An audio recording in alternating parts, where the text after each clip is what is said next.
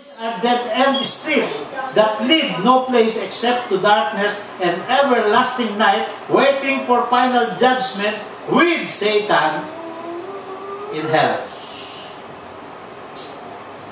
Hallelujah, praise the Lord.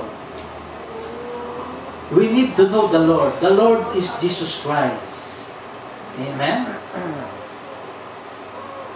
God came into flesh.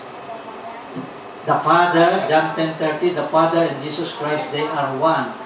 God came to flesh through Jesus Christ. He is the exact image of God. Amen?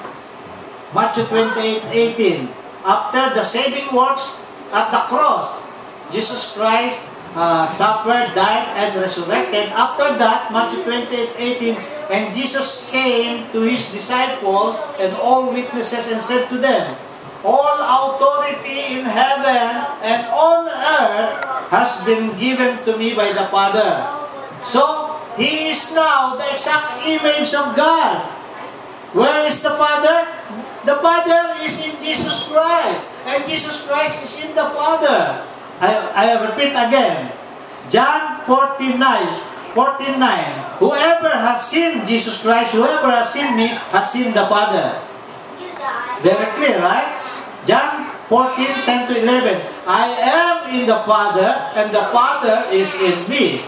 Jesus said to him, I am the way to the Father. I am the truth about the Father. I am the light of the Father. So, it's very clear.